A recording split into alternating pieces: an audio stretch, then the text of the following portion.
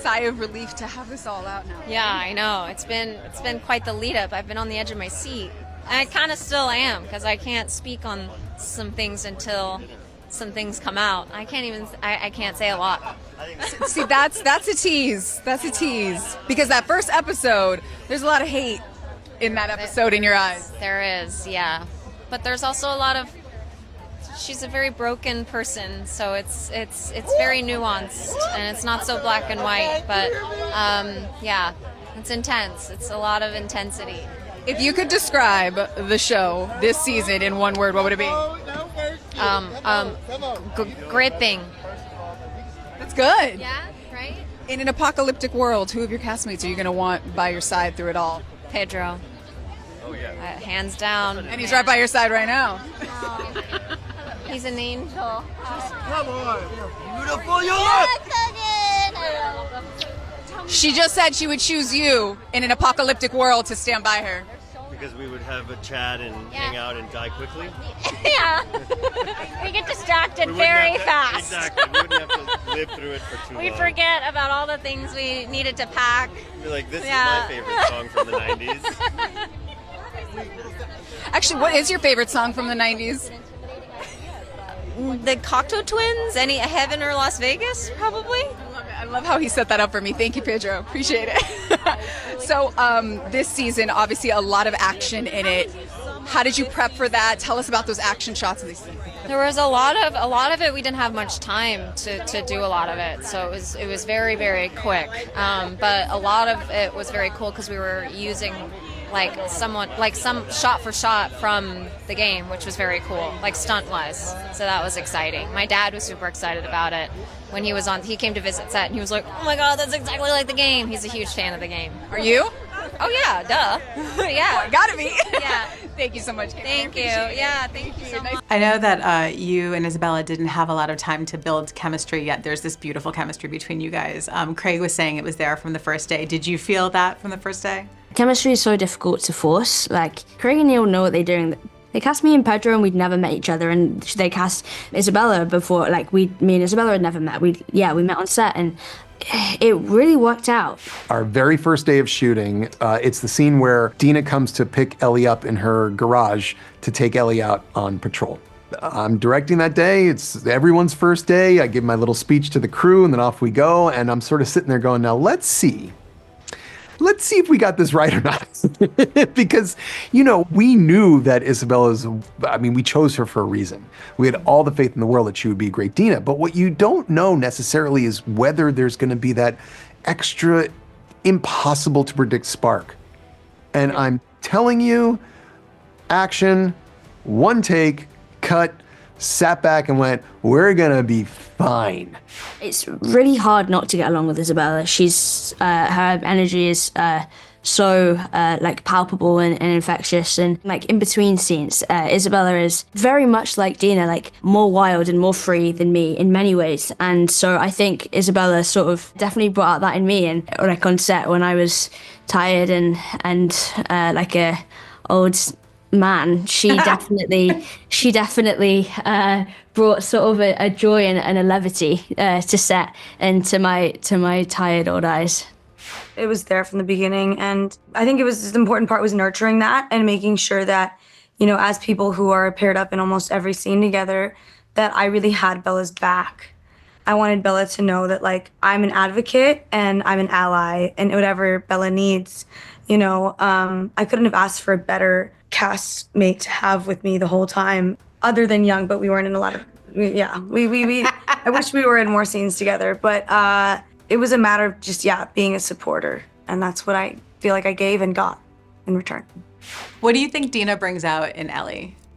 Definitely a softer side. I think that Ellie is a bit of, Ellie is like a mini Joel in lots of ways. She's her heart is a little bit hard, and whoa, that didn't come out right. Her heart is a little bit hard, and she's quite like stern and serious, and has these moments of like dry sarcasm humor, but like Dina is just so like wild and so free, and I think that she brings out a little bit of that in Ellie. I cannot wait for people to experience that relationship between those two characters as portrayed by those two actors. It is Your outfit, can you just give a little turn to the camera? The back is the best part. Back.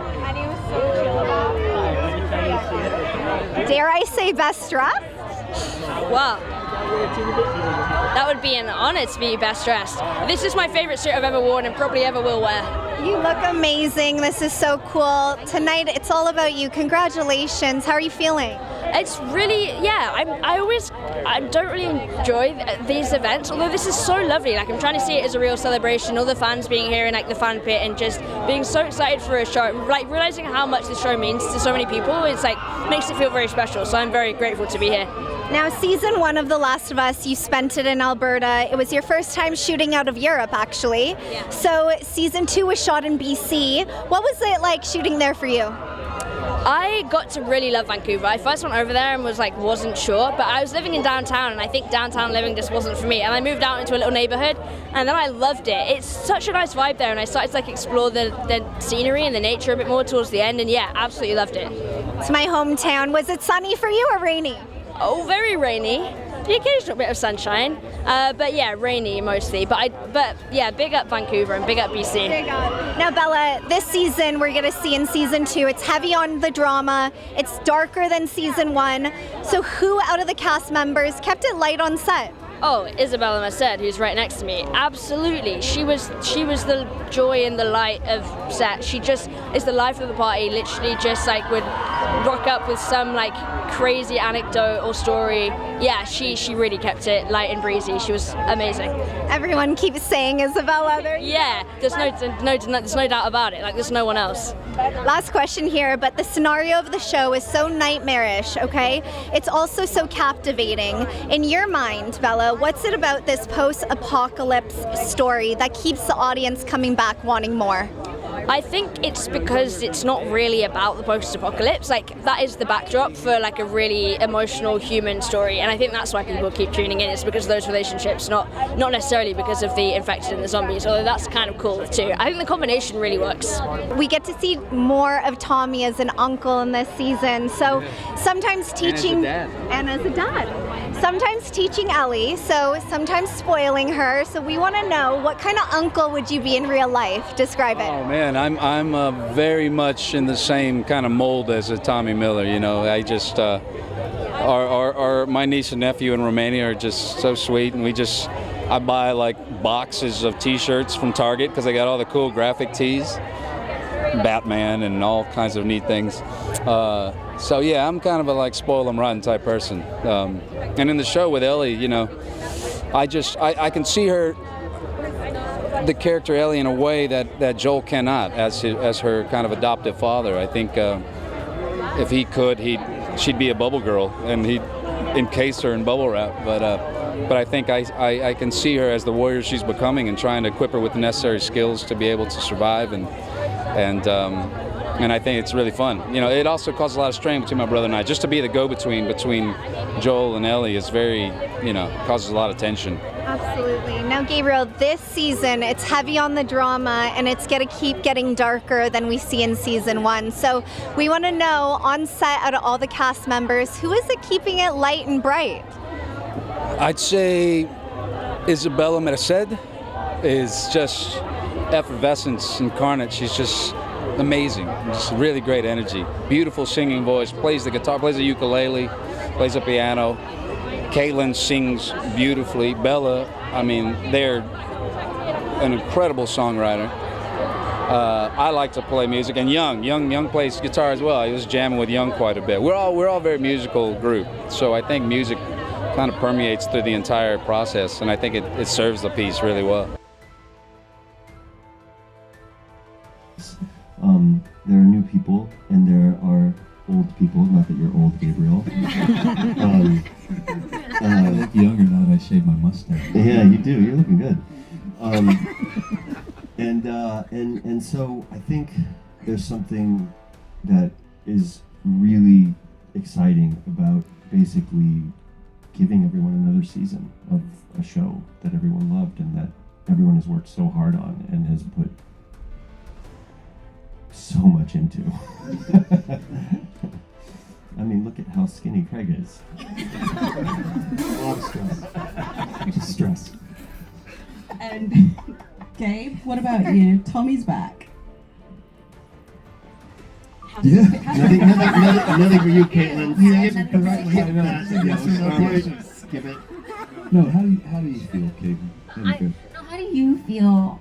I feel good to be. First. It's good to be back. It's I'll echo what Pedro said. It's just just to see Bella and Pedro and Rutina to get the family back together, but also to have these additions that have been that have strengthened the story in so many ways, in so many new and exciting ways, and brought a great love for the source material right into it. And this, I am old, and there's a beautiful infusion of youth and excitement and energy that they all brought. So we're really excited for everyone to experience what we made. For you. Boy, Skip it. Pass me. No, it was like all of the feelings. I was nervous, I was anxious, but also very excited. I've been a huge fan of this game and the show for a very long time. But the reach of this world is so big. The world of The Last of Us, it's so large, and so you can feel that. In wardrobe fittings when you're first, in prep, and then finally getting on set, it still feels very big. But I felt less nervous once I got onto set, just because of this wonderful group of people, and being held by Craig and Neil, it really felt like I was being cared for and taken care of in a way that I haven't ever really experienced ever before. So it was really a thrill as a person and an actor. Shut up. Sorry. The energy in this room Go is crazy. Wow. We were in an actual blizzard. We were in the snow, and I was put on the tall mountain. Caitlin did things that I'm not sure you even should have done. I don't know how you did them. When we meet new performers, we're sort of we knew her obviously as an actor and what she could do, but then you meet the person and you're like, well, what can you actually do? What are you comfortable with? And Caitlin just would never say no, and it was amazing. And when you see how physical, just how physically tremendous her performance is, it's insane. I just very grateful. So far, if you look down this row, we're gonna get to these guys at the end too. We just haven't fucked up in casting. We just haven't fucked up, and sooner or later you think we would. Yeah. But it's just every single one of these guys. I can't wait for you to see what they do and how they interact with each other. It's amazing. The Last of Us for you. It was really cool. I just kind of felt like the new kid at school. I have this, I think Dina and I have a lot in common in the sense that I have this random confidence for no reason. And in the past, you've stated, don't bet on there being more of The Last of Us. But are you now open to explore more of this world in another game or live action series? I guess I'll say it's, every game I make, every project I work on, I treat it like it could be my last. So I just pour everything into it. I leave nothing on the table. When we did the first Last of Us game, that's how I treated it. I wasn't sure I could ever get to make a sequel, so it had to have a definitive ending. Likewise, when I worked on Uncharted 4, same thing. When I worked on Last of Us 2, I was like, I don't know if I'll ever get to do this again. It had this definitive ending. That is the ending we're working towards. For there to be another one, another thing, another project, so many stars have to align. I can't guarantee it. So right now, my focus is on this season. Hopefully, if HBO renews us, next season, and then I'm working on a new game called Intergalactic: The Heretic Prophet. Okay, that's awesome. That's a good way to put it, though. One project at a time, that's for sure. One project at a time. Got to make it the best it could be. And then if I get a chance to do it again, I'll focus on the next project. There you go. Now let's talk about the video game. In the video game, Abby was made out to play more like Joel, but as characters in the show, you see any parallels between Abby and Joel? Oh, absolutely. I mean, even between Abby, Joel, Ellie, like those are these three characters that are going to highly influence one another and affect one another. And the thing that they share is they're driven by love. They care a lot for the people close to them, and they are they're incredibly just driven. They're almost obsessed with their goal and what those goals are and how they shift and change. That's part of the fun of watching the season. Absolutely. Now, Last of Us Season 1 was shot in Alberta, Last of Us Season 2 in British Columbia. Why was British Columbia the perfect set for Season 2 of Last of Us? Well, one, it's just Vancouver is just a beautiful city. It was nice to be there and just like stay there while we shot these episodes. But two is Seattle plays a big role in this season, and Vancouver does a good job of doubling for Seattle. But also, we just love Canada. We had such a good time shooting there. I'm actually a Canadian citizen. My parents used to live there, so there was no reason not to go back there. It's like someone would have to convince us pretty hard not to shoot in Canada again. The show, like the game, is all about survival. So what were the top 3 things you needed to survive on the Last of Us Season 2 set? Last of Us Season 2 set, little Celsius energy drink. Definitely loads of crafty, too much sometimes. And a book, a good book. Shout out Celsius. Shout out Celsius. Now, we are getting more infected this season. We're going to see some stalkers, so I got to ask, 1 stalker or 3 clickers? And what would be your preferable scenario? I think 1 stalker. I think 3 clickers is asking for a lot of trouble, and I'm not good at being silent. So I need, I need a one-on-one, mano-a-mano sort of situation. Yeah. I agree with you. That's funny. Last question here, but the scenario of the show is so nightmarish, okay? So it's also so captivating as well to the fans. In your mind, Spencer, what is it about the post-apocalypse story that keeps the audience coming back and craving The Last of Us? Honestly, I think it's just it's the interpersonal stuff. Like, it's just so beautifully written, and Craig just does a wonderful job of making all of the characters so relatable, and all of the interplay between them so relatable. So I think it's just a human story. Dina and Ellie, okay, become so close in this season. So tell me about the first interaction with Bella on the journey of making Season 2. My interaction with Bella came after my casting, when they casted me, and it was at a brunch at some brunch spot in LA, and it was with Craig too, and yeah, it was all 3 of us. It was really nice. Beautiful. Now, this season's heavy on the drama, and it's going to get darker than Season 1, okay? So who in the cast is that member on set that keeps it light? Me. Yeah, me. Someone did say that today. Yeah, it is me. What do you do to keep it light? I don't know. I just don't take it too seriously, because at the end of the day, we're just playing pretend and making the most out of everything. Yeah, I think as long as you don't take it too seriously, it can be the purest form of art, Absolutely. Now, shooting in beautiful BC, why do you think that was the perfect set for Season 2 of Last of Us? I mean, it's just got so much beauty and variety and regional, it's stunning. And all of BC, like, you can have a variety of mountains, and then the coast, and then the city, and it really just gave us everything we needed. Yeah. The last question here. The show, like the game, is all about survival. So we want to know, what were the top 3 survival things that you needed to survive on The Last of Us set this season? Some beef sticks. I love a beef stick. My dog, Bonbon. She was there the whole time. Like, she was there supporting me in the cast. She was everyone's dog on set, for sure. We love an emotional support dog. Yeah, I'm her emotional support human, but like, we need each other, Isabella mentioned that you guys had a party halfway through shooting called The Middle of Us. So tell me about setting that up. So one of the things about Isabella is she comes up with an idea. When Isabella comes up with an idea, I just go, yeah.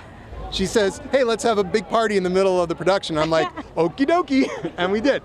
Look at this ray of sunshine. Everything she does, she just smiles like that. And I'm like, all right, I guess we're doing it. I said, put on a wig and direct this episode. I'm like the dad that just does whatever his kid says. Yeah. That's me. Yeah. It was a great idea, and she's always thinking about the crew, which is amazing. And so it was so nice to give everybody a chance to celebrate what we were doing while we were doing it. Absolutely, and it lightens it up. Absolutely. Okay. Yeah. Now, season 1 was shot in Alberta. Season 2 was shot in British Columbia.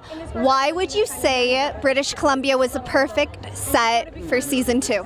Well, we actually did shoot a little bit in Alberta this time too. Alberta is an amazing setting for a lot of what we would call Rocky Mountains, of course, or in Alberta, Wyoming.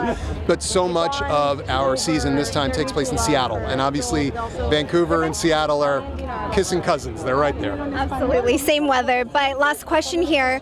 The scenario of the show is so nightmarish, but it's also so captivating as well. In your mind, Craig, what is it about the post-apocalypse story that just keeps having the audience come back for more? I think people like seeing that no matter how bad things are, we can make it. It will pressurize everything. All the things we feel, love and fear and hatred and desire, all get amplified because the stakes are always so high. But it does remove a lot of things. We don't have to worry about people on cell phones, iPads, the internet, credit cards. We just get down to the human basics. Soon with your work with Neil continues as you lead in Intergalactic. What excites you about being the badass bounty hunter Jordan? Oh wow, so much. One, I think just being able to play the character that I wanted to be when I was a kid playing a video game, and like being able to see that this strong woman that is going to go through her own trials and tribulations, and I'm so bad at spoilers, so I'm not going to spoil anything. But just playing this really strong woman that's on her own and willing to get through anything. I'm really excited for the way that that's going to challenge me. I'm excited to be able to put that out into the world, and What were the top 3 things you needed to survive in The Last of Us Season 2 set? The number one thing was definitely the electric clothing. It was very, very cold out. So we were layered up in 10 layers of electric vests and stuff. That's the number one. You know what? That's all 3. Electric vest, hat, socks. Yeah. Shooting in BC, how was that for you? Oh, it was beautiful. Yeah, it was really lovely. The production traveled around a lot, and we got some warm weather, some more wintry weather. We got kind of the whole tour. It was beautiful. Most beautiful place in the world, but not biased. Now, we're getting more infected this season, so we're going to see more stalkers. So I got to ask, 1 stalker or 3 clickers? What would be the preferable scenario there? I mean, I don't know that there's a preferable scenario there. Maybe clickers. They're more predictable, I think. Yeah. In the video game, Abby was made out to play more like Joel, but as the characters in the show are shown, do you see any parallels between Joel and Abby? Oh, 1,000%, right? Both of them are dealing. I mean, I'm trying to think about how I can answer this while still being super cagey. But I think they, as characters, are dealing with the trauma that they've experienced in such a hostile environment, and how that has defined how they can love, and how that damages their ability to love and makes them face themselves, really. I think Abby's is ultimately a story of growth in the same way that Ellie allowed Joel to grow, right? So beautifully said. Now, season 1, you guys shot in Alberta. Season 2, you guys shot in beautiful British Columbia, okay? So what made it the perfect province for season 2? Well, Vancouver's amazing in a million ways. The people are amazing, the food is amazing, the landscape is amazing, but the landscape really honored the Seattle that we had in the game, and you feel that lush life. And Vancouver just sparkles. Yeah. I agree. It's my hometown. I love it so much. Last question here, but the scenario of the show is so nightmarish as we describe it, okay? But it's also very captivating as well. So in your mind, why do you think this post-apocalypse story has just resonated with the audience and they keep coming back? I think it really makes us focus on what's important, right? And what we would do. And the world does feel scary. The world does feel hostile. And it really makes you dig down and look toward the people you love the most and the things that you prioritize. I think the characters are super relatable and they're fighting for love in a way that I think we're all trying to fight for love. Like the video? Then hit the button, or better yet, drop us a How does the new kid in school immediately become the it girl? Well, she shows up in a sparkly fucking dress. And yeah, so I just really appreciate that they embraced me for who I was, and I really feel like I was seen through your eyes, Craig and Neil. And that's it was just a really good environment to flourish as an actor. And I think that's why my mom will be proud of me. Aww. I love your mom. She's great. Her name is Katerin. Shout out to your mom. Shout out to Katerin. Young, what about for you? What was it like coming into the lot of The Last of Us? I felt incredibly fortunate. I have so much gratitude to everyone here and being so open. Joining a second season for something that was so well established the first time, and the trust that I think Craig and Neil had in me to deliver on this character. I do remember getting more nervous when I stepped onto set and realizing the sheer scale of the town and seeing the huge gate that they built. That's when I started to feel tripped out. And but then the longer I was there, I realized the energy was so warm and so inviting, and I feel like there's no ego on set, and I think that's a rare thing, especially the larger set gets. And I had such a blast. Amazing. I think that yes, obviously a lot has changed over those 5 years. Ellie was like 14 and now is 19, and I think in any teenager's life that's the formative years. So that has definitely informed it. But there's obviously deeper reasons for their little rift. And it was I didn't enjoy the feeling of feeling estranged from Pedro within a scene. It wasn't a nice feeling. When the cameras were rolling. When the cameras were rolling, in real life, we still kind of like each other, just about. And so it was definitely interesting. What would you say to that? On a practical level, my first day on set, I feel like it was a beautiful setup by Craig and Neil, that the first thing that I got to shoot anyway was just you and I, and in kind of an intimate setting, and there's like an incredibly painful distance between the two of them in the playing of the scene, but we still got to be on set and fuck around and laugh and stuff like that, and that was incredibly comforting. That was like coming home, and I don't remember what the question is at all.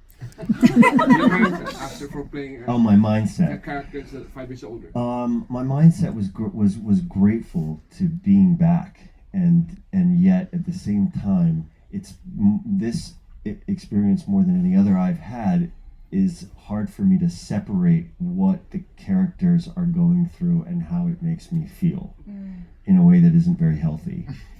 And so I kind of feel their pain, and I suppose so. I suppose I was in an unhealthy mindset. Abby's journey takes you as a young actor to some dark places. Yeah. So how do you decompress from that? Bubble baths, a lot of bubble baths. I was coming home very sore from all of the stunts that I had to do on the show, and just doing mindfulness practices and meditating when I can, and just going with the flow. I think that's the best thing I could do. Epsom salts?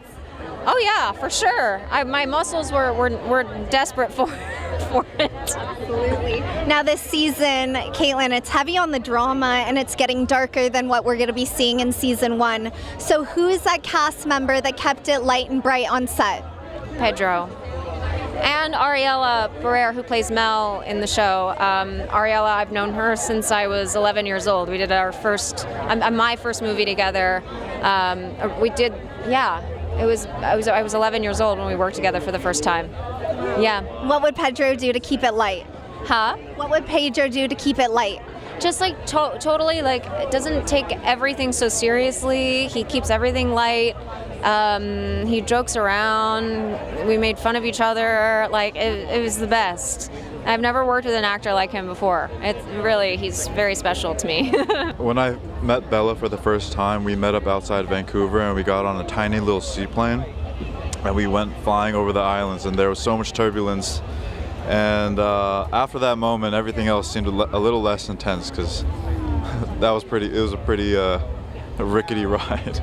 Once you connect in a seaplane, there's no going back. Once you lock eyes with just absolute dread and fear, it alleviates a lot of the other symptoms of pressure on a set. Yeah. That's so funny. Okay, well, I'm glad you guys made it out all in one piece. Yeah, it was a nice view. There you go. Now, this season is very heavy on the drama, okay? So it's going to get darker than what we saw in season 1. So who out of the cast members was kind of that light on set of this one? Probably Isabella Merced. Just a ray of sunshine. No matter how dark and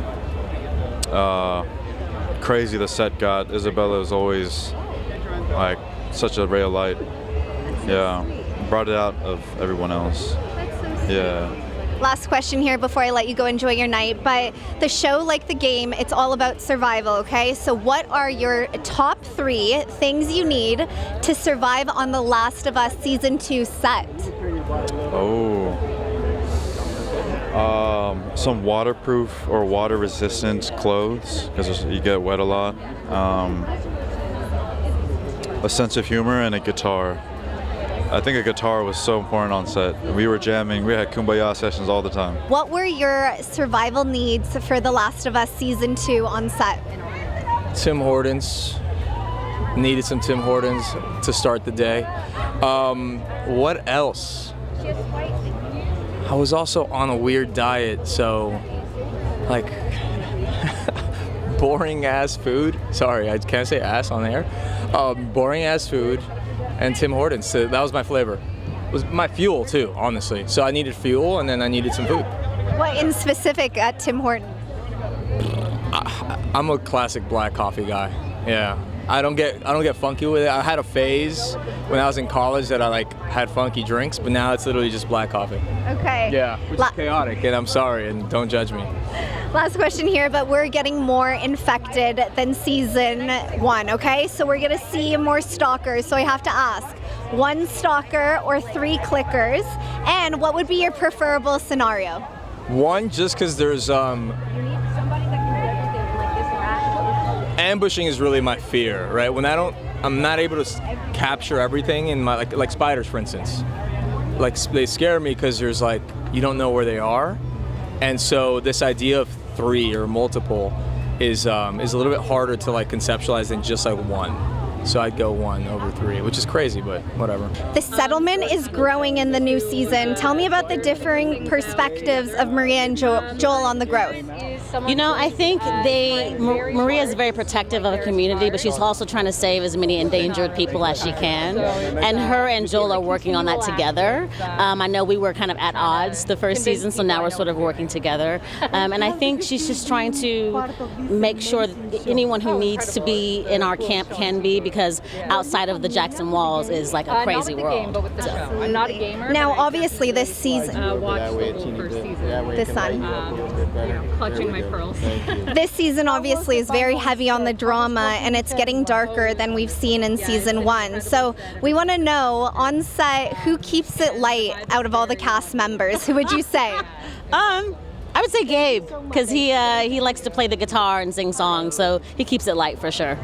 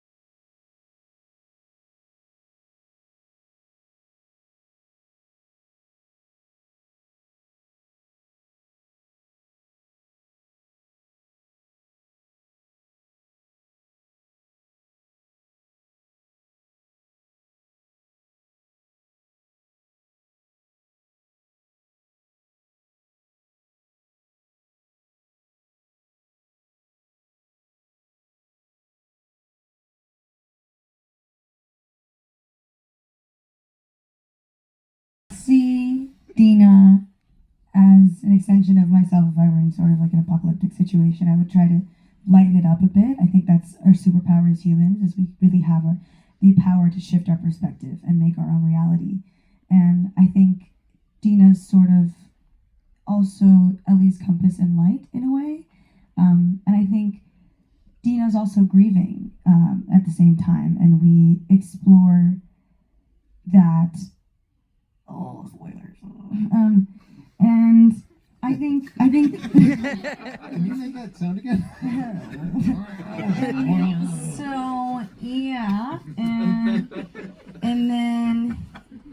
So, anyways, I think it's gonna be really fun to get to know Dina as more than just like the funny guy. And I think Craig does a great job of well-rounding his characters like that.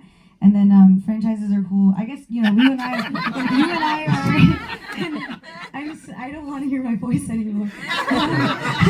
That sound you made sounded like you were on the Superman drop in Magic Mountain. Perfect segue. Superman and Fantastic Four. Cool. See you this summer. Competition. I hate you. I'm having so much trouble paying attention to any of the questions. How is it being famous, basically? How is it being famous? The new level of kind of Famouser. I'm not sure. I think that this job definitely created a new chapter in my life in a profound way, I think, because of the personal experience I had making the show, and then, of course, the way the show was received. The way I remember meeting Craig and Neil for the first time, the way I remember getting the job, the way I remember getting to Alberta, our FaceTime, us on set for the first time, and that it should be received in a way that is in measure with like how deeply important it means to all of us is a rare thing. It will never happen again. But it's just something that kind of continued. And as far as what that exposure is, right? And as you say, like you get we all get more known to the public. When the work is this, it kind of shields you. It doesn't shield you necessarily, but it's just an anchor, you know? And it happened in season 2 as well. Like when we met one another, it was like I have admired your work for so many years, and was just like I couldn't believe I got to be in scenes with you, and that you're welcome. It was really something. It really was, and it was just this kind of tether to that gets you through everything that you're asking about and that I'm not answering. Well, you can go a sentence, but... Explosive. Isabella. Grief.